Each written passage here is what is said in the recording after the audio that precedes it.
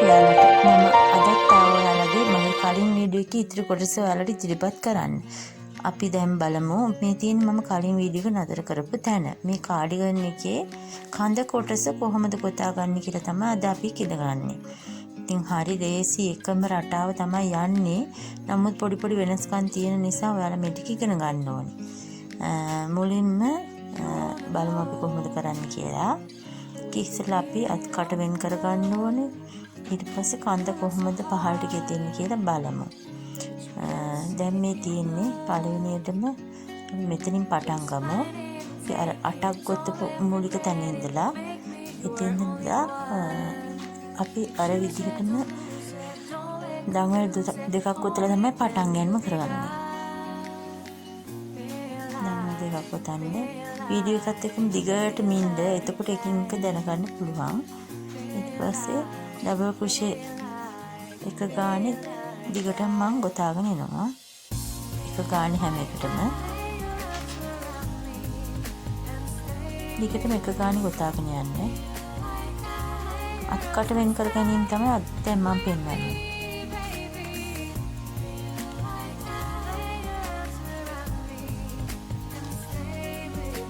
ඉතින් මගේ මේකේ වීඩියෝ දෙක තුනකට යයි මේ කාඩිගන් එක ගොතන විදිහ. ඔයගොල්ලන් පළවෙනි එක බලපු කෙනා පළවෙනි එක බලලා නැත්නම් දැන් පළවෙනි එක බලන්න. ඒක බලුවොත් තමයි මේ කැලේ මොකක්ද කියලා තේරෙන්නේ. ඊපස්සේ මේ දෙවෙනි වීඩියෝ එක මේ විදිහට එක ගානේ ඩබල් ක්‍රොෂේ එක ගානේ රෝස පරණ වලින් මම ගොතාගෙන යනවා. අර මුලින්ම 8 පටන් ගත්ත තැන තමයි යන්නේ මේ. 8 13 26 13 8 විදිහට මතකයිනේ. දැන් ඔන්න මම මේ 8 ගොතලා පළවෙනි සිදුරු ගාවට එනවා.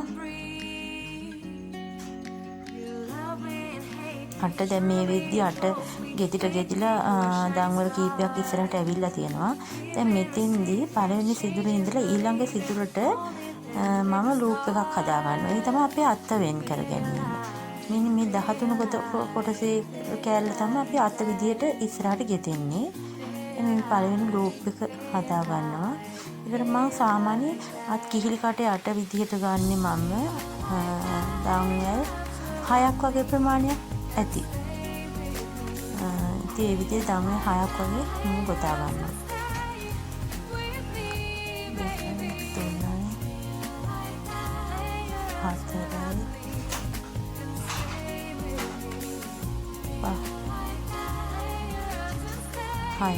ඊට පස්සේ ඩබල් ක්‍රොෂේ එකකින් තමයි මේක සම්බන්ධ කරගන්නේ. මේ දන්වැල් 6 දන්වැල් 5ක් වගේ දන්වැලේ තද කරන ප්‍රමාණය අනුව එහෙට මෙහෙට වෙන්න පුළුවන්. ගොඩාක් පොඩි වෙන්න බෑ. එතකොට අත්කට හිර වුණාම ළමයෙකුට අමාරුයි ඒක. ගොඩාක් ලූස් වුණාම කැතයි ටිකක්. ඒ නිසා මේ සාමාන්‍ය ප්‍රමාණයට ගන්න. බස් එතන අපි ගොතලා නැවත ටික බලා ගන්න. මොනොතන්ට පළවෙනි සිදුරේ මේ උපි සම්බන්ධ කරගෙන දන්වැල් 5ක් හරි 6ක් හරි ගොතා ගන්න. 6ක් වඩා සුදුසුයි.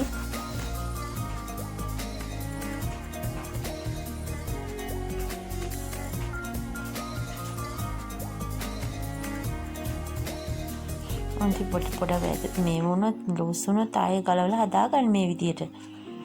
ඉතින් මේක ප්‍රායෝගික එකක්. මේ 2යි 3යි 4යි 5යි 6 වෙනි එක නවතින්නේ. දැන් මේ අනිත් සිදුරට දානවා. දැන් මේ අත්කට ඉතින් තමයි හැදෙන්නේ. ඩබල් ක්‍රොෂේ එකකින් තමයි සම්බන්ධ කරන්නේ. එතකොට තමයි ඉතින් ටික ලස්සනට ගොතන්න පුළුවන්. දැන් ඉතින් ඉඳලා ආපහු නැවත ඩබල් ක්‍රොෂේ එක ගානේ දිගටම ගොතාගෙන යනවා. ඊළඟ සිදුර දක්වා ගොතනවා. දැන් මෙතන ඉඳලා මොනොතන ඉඳලා ඊළඟ සිදුර දක්වා ගොතන් යනවා. ඊළඟ අත්කට හදාගන්න එපා අපිට. අපි බලමු එතනට ආවට පස්සේ කොහොමද කියලා. දැන් මේ එතන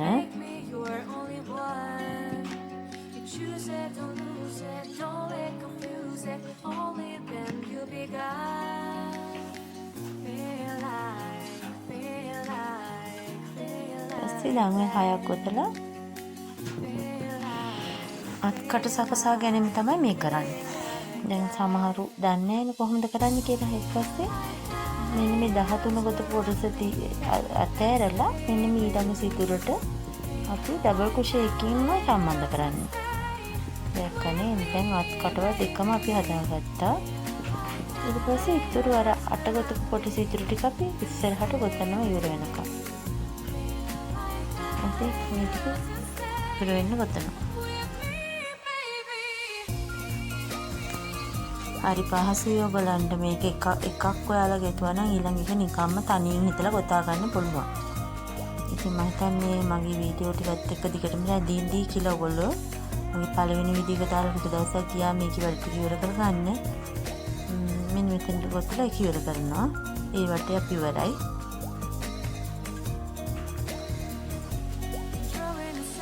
මෙන්න මේ විදිය දැක්ක දත්කට වෙන් වෙලා තියෙනවා. එතනින් පහළට ගවුම ගොතන්න ඕනේ. මේ ගෑන්ලා මේක නිසා පොඩක් හැඩ තියලා ගවුම ගොතන්න ඕනේ. අර ටිකෙන් අත එනවා. මේ පහළ ටිකෙන් උන්නතන්ට ගොතලා ඒ වටේ ඉවර කරනවා. ඒ වටේ ඉවර කරාම නැවත අපි ඊළඟට ගොතන්නේ සුදු පාටි.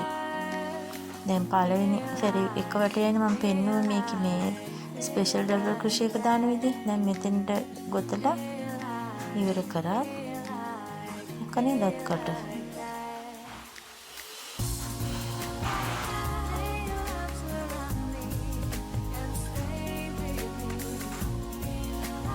දැන් තව වටයක් මම මේ පාටින්ම ගොතනවා. එතන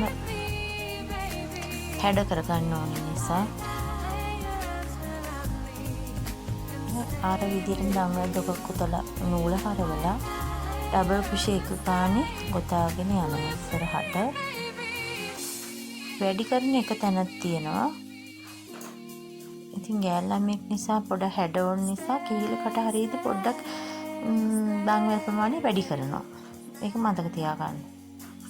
එක එකන මම ගොතන්නේ. කිහිලි කට ගාවට එනකම් අපි මේක ගොතන. දැන් කිහිලි කට අපි ගොතාගෙන යන්න ඕනේ. එතනට එනකම් මම ගොතලා පෙන්නන්නම්. ඔන්න දැන් මම එතනට එනකම් ගෙතුවා. දැන් කිහිලි කටේ අපි දවල් 6ක් නේ ගෙතුවේ. ඒ දංවල 6ට නැවත ඩබල් ක්‍රොෂේ තමයි අපි දාන්නේ. ඉතින් දැන් මේ දංවල 6ක් තියෙනවා. ඔතනින් යන්නේ කොහොමද කියලා දැන් බලා ගන්නකෝ. ওই ටිකට මම කරන්නේ ඩබල් ක්‍රොෂේ එක ගන්න සම්බන්ධ කරනවා.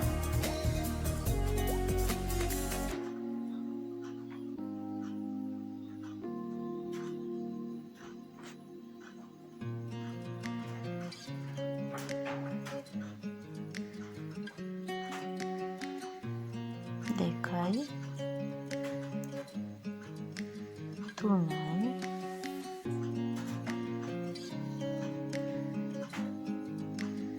හතරයි පහයි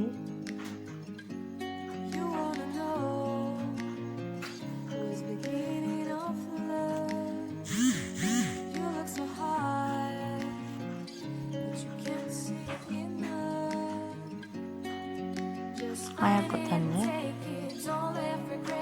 හය.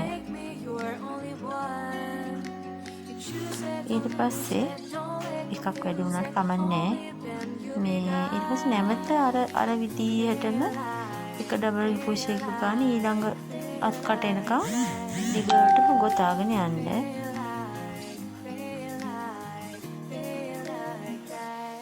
මෙතෙන්ට එනකම් ගොතනවා.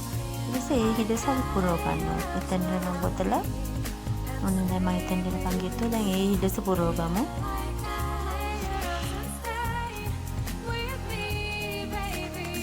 උතන්ට අවශ්‍ය දාමත් මම දාන්න. පොඩ වැඩි කරන්න ඕන නිසා එකක් වැඩි කරාට කමන්නේ. එකයි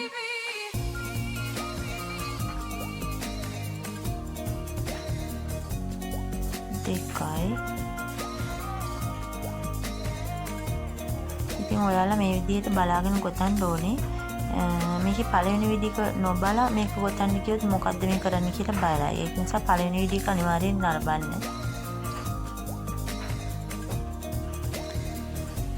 මේ හිටසක් මම පුරවගත්තා.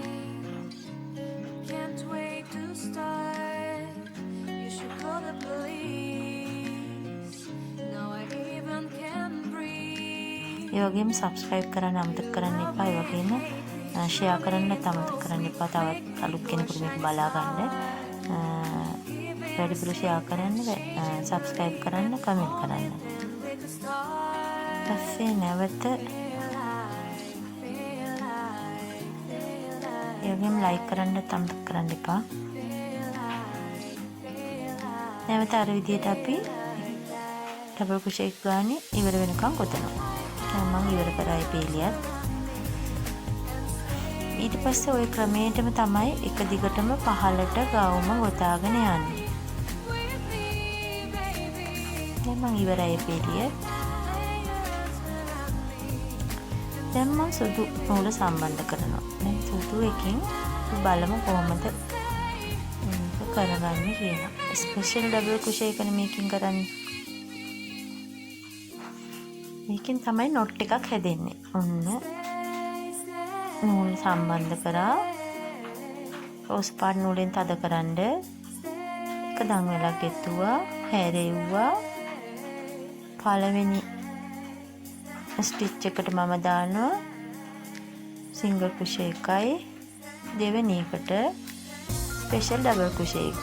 ඒක කරන්නේ ඔන්න පළවෙනි එක අතෑරියා, දෙවෙනි දෙක අතෑරියා, තුන්වෙනි දෙක අතෑරියා. නැවත සිංගල් ක්‍රොෂේ එකක්. ඔන්න බලා ගන්න ආය පළවෙනි එක අතෑරියා, දෙවෙනි දෙක අතෑරියා, තුන්වෙනි දෙක අතෑරියා. නැවත සිංගල් ක්‍රොෂේ එකයි. නැවත අර විදිහටම පටලවන්න.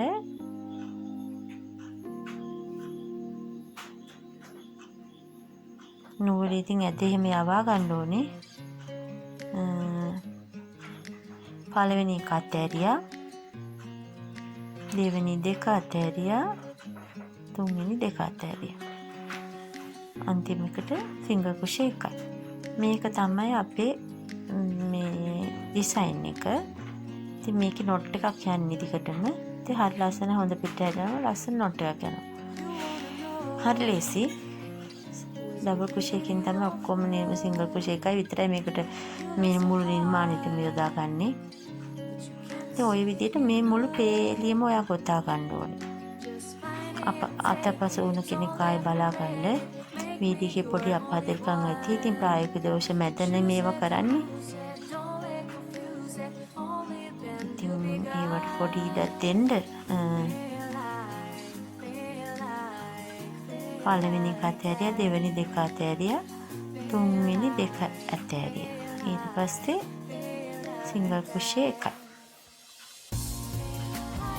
මේ ආකාරයෙන් තමයි මේ මුළු නිර්මාණයම යන්නේ. දැන් මේ කඳ කොටස තමයි අපි ගොතන්නේ. මොන හරි අපහසුතාවක් තනක් තියෙනවා නම් කමෙන්ට් එකක් දාන්න. පුළුවන් දෙයක් නම් කියලා දෙනවා. මේ විදිහට දිගටම ඉවර වෙනකම් ඒ වටේම ගොතන්න.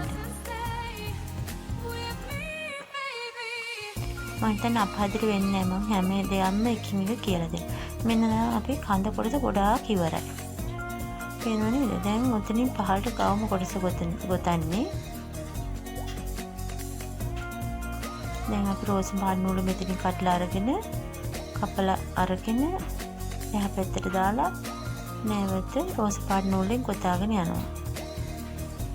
ඉතින් මාරුවෙන් මාරුවට එතනින් එහාට දිගටම රෝස සුදු මාරුවෙන් මාරුවට ගොතන්න ඕනේ. සුදු එකෙන් knot එක යනවා. ඒක ඉතින් කලර් චේන්ජ් කරන විදි එක ඔයාගේ වැඩක්. මට කැමති කලර් එකකට කැමති knot එක රෝස පාටෙන් සුදු පාට නූලෙන් ඩබල් ක්‍රොෂේ එක ඔයාලට ගොතන්න පුළුවන්. අර ක්‍රමයටම නූල සම්බන්ධ කරගන්නවා. නැමෙත ඩබල් ක්‍රොෂේ ගොතාගෙන ඩබල් ක්‍රොෂේ එක ගොතනකොට රෝස් පාටේ කිසිම ඕස්තරයක් නැහැ. ඒක නිකම්ම ගොතාගෙන යනවා. මෙන්න මෙතනදී ඔයාලා පොඩ්ඩක් ඩබල් ක්‍රොෂේ දෙකක් තුන වැඩි කරගන්නවා. අත් කට යට හරියදී. හේතුව තමයි දැන් ඔන්න උතන්ට ආවා. එතනින් පොඩ්ඩක් හැඩ වෙන්න ඕනේ. ඒ කියන්නේ ගවුම නිකන් ඇලයක් වගේ තියෙන නිකන් ඇල්ලා මේකනේ බටයක් වගේ වෙන්න බෑනේ ගවුම. ඒ නිසා මෙන්න මෙතෙන්දි පොඩ්ඩක් අපි මේ හරි මැද තෝරගෙන හරි මැදට ඩබල් කුෂේ දෙකක් හෝ තුනක් වැඩි කරගන්න. එක එක නෙත් අපි දාගෙන ඉන්නේ. එකයි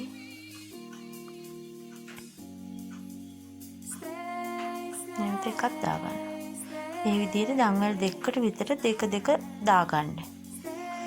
මෙතෙන්දිත් ඒ විදිහම අර දාපු ගානට මෙතෙන්දිත් දාගන්න. දඟල් දෙකකට හෝ තුනකට දෙක වගේ දාගන්න. එතකොට හැඩයක් එනවා. ඊළඟ වටේ යන්නේ නිකම්ම සුදු පාට නූලෙන් ඊළඟ වටේ යනකොට ආයෙ දෙකක් වැඩි කරන්න. ඒ විදිහට පහළටම ගොතන්න. මෙතන ඔන්න ඔය හරි මැද තෝරගෙන හරි මැද ගන්න පුළුවන් ඇඳුම දෙකට නමලා එතෙන්දි දඟල් දෙකකට විතර දෙක වැඩි කරන්න. එකකට දෙකයි ඊළඟ එකට දෙකයි විදියට.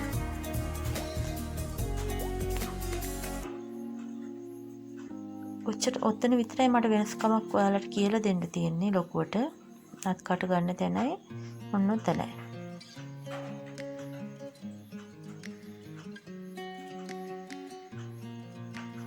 එම දඟල් එම සිදුරටම දෙකක් දාගන්න.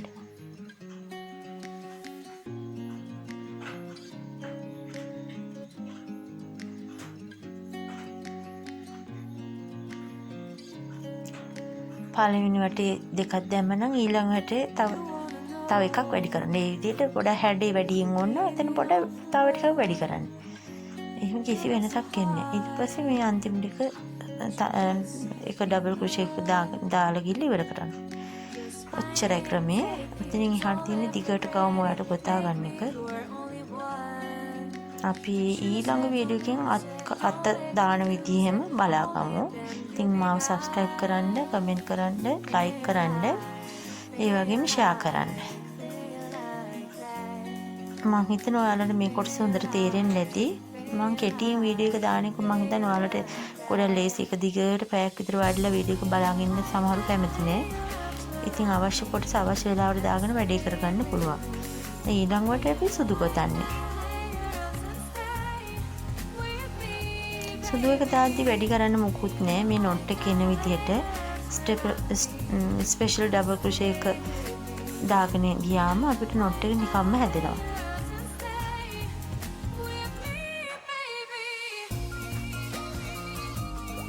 අතන වීඩියෝ එක දිගටම බලාගෙන ඉන්නකොට කොතනකවත් වරදින්නේ නැහැ. ඔයාට ගානට ඉගෙන ගන්න පුළුවන්.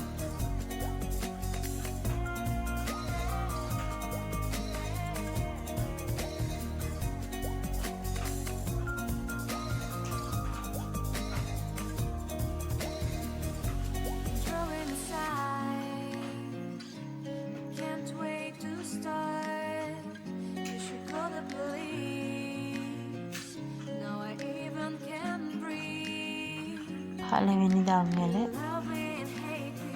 සිංගල් ක්‍රොෂේ එකයි, දෙවෙනි එකට ස්පෙෂල් ඩබල් ක්‍රොෂේ එක, පළවෙනි එක අතරිය, දෙවෙනි දෙක අතරිය, ඊළඟ දෙක අතරිය. නැවත සිංගල් ක්‍රොෂේ එකයි. තනි පෙට පිරවිල්ල දෙපට පිරවිල්ල තමයි මේකට යොදාගන්නේ. විශේෂ වූ දෙපට පිරවිල්ල තමයි මේ මෝස්තරයට ගන්න. ඔන්න ඔය ආකාරයෙන් මේ සම්පූර්ණ වටේම එකම විදියට ගොතාගෙන යන්න. ඒක වැඩි කිරීමක් මුකුත් නැහැ. ඉවර වෙනකම් ගොතන්න. ඊළඟ වටේට නූල් මාරු කරන්න. එච්චර තමයි ඒක තියෙන්නේ. ඔය විදියට ගවුම් පහලට ගොතන්න. ගවුම උස ඔයා තියෙන විදිහට ගොතන්න. ඉතින් ගොඩක් ස්තුතියි මගේ වීඩියෝ එක බලනකොට. ඊළඟ වීඩියෝ එකෙන් අපි ආයෙත් ඉක්මනටම හම්බ වෙනවා.